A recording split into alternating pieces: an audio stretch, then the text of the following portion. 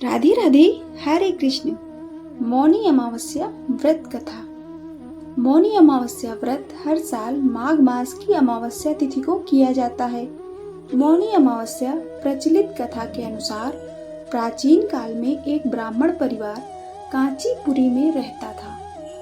पति पत्नी दोनों ही धर्मात्मा थे और प्रेम पूर्वक अपनी गृहस्थी चलाते थे। इनका नाम देवस्वामी था और इनकी पत्नी का नाम धनवती था। इनके 7 पुत्र और एकमात्र पुत्री थी जिसका नाम गुणवती था। जब गुणवती सयानी हुई और तो देवीदास ने धनवती से कहा कि पुत्री के विवाह के लिए अब वर देखना चाहिए। ब्राह्मण ने अपने छोटे पुत्र को बहन गुणवती की कुंडली दी और कहा कि ज्योतिषी से इनकी कुंडली दिखवा लाओ जिससे गुणवती के विवाह की बात आगे चले। ज्योतिषी को कन्या की कुंडली दिखाई। उसने बताया कि विवाह होते ही कन्या विधवा हो जाएगी।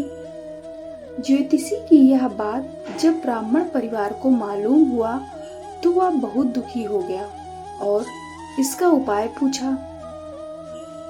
ज्योतिषी ने बताया कि हे ब्राह्मण, सिंघल द्वीप में एक पतिव्रता महिला रहती है जिसका नाम सोमा धोबिन है।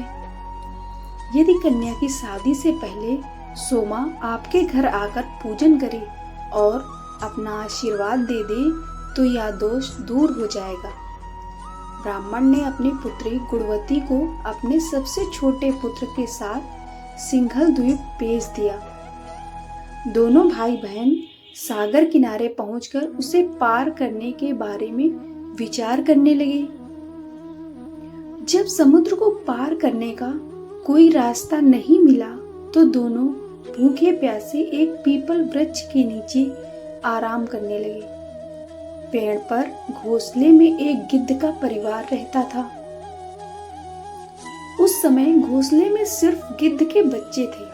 वे सुबह से भाई बहन की बातों और क्रियाकलापों को देख रहे थे।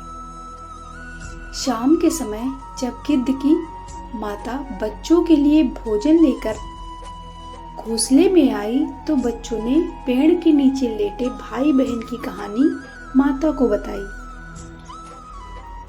उनकी बातें सुनकर गिद्ध की माता को दोनों भाई बहनों पर दया आई और बच्चों के कहने से उसने कहा कि तुम लोग अब चिंता मत करो, मैं इन्हें सागर पार करवा दूंगी। बच्चों ने माता की बातों को सुनकर खुशी खुशी भोजन ग्रहण किया। गिद्ध की माता बच्चों को भोजन करवाकर दोनों भाई बहनों के पास आई और बोली कि मैंने आपकी समस्याओं को जान लिया है, आप चिंता मत करिए, आपकी समस्या का निदान मैं कर दूंगी और आपको सोमा धोबिन के पास पहुंचा दूंगी। गिद्ध की बातों को सुनकर दोनों भाई बहनों का मन आनंदित हो गया और उन्होंने वन में मौजूद कंद मूल को खाकर रात काट ली। सुबह होते ही गिद्ध ने दोनों भाई बहनों को समुद्र पार करवा दिया और सिंघल द्वीप में सोमा धोबिन के घर के पास पहुंचा दिया। गुणवती सोमा धोबिन के घर के पास छुपकर रहने लगी। हर दिन सुबह होने से पहले गुणवती सोमा का घर लीप दिया करती थी।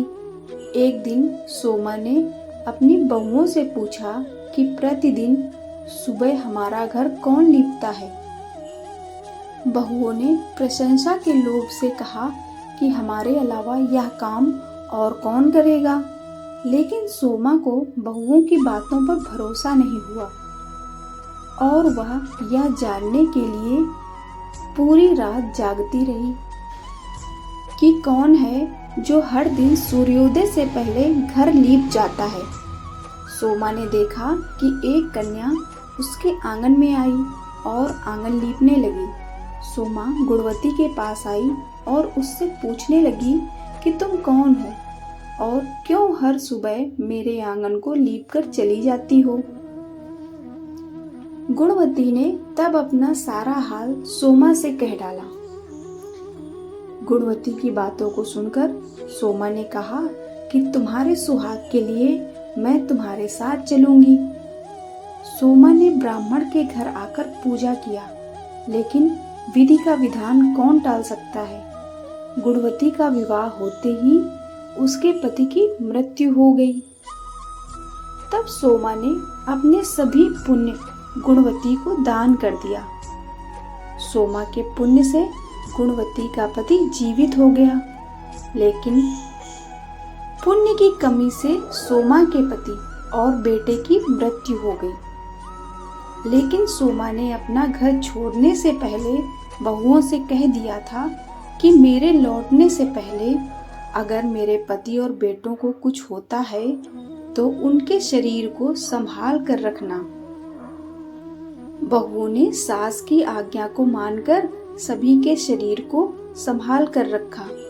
उधर सोमा ने सिंघल द्वीप लौटते हुए रास्ते में पीपल के वृक्ष की छाया में विष्णु जी की पूजा कर 108 बार पीपल की परिक्रमा की। इसके पुण्य के प्रभाव से सोमा के घर लौटते ही उसके पति और बेटे फिर से जीवित हो गए। इसलिए मौनी अमावस्या के व्रत करने वाले व्रतियों को यह कथा सुनकर पीपल की 108 बार परिक्रमा करनी चाहिए और भगवान विष्णु सहित शिव जी की पूजा भी करनी चाहिए।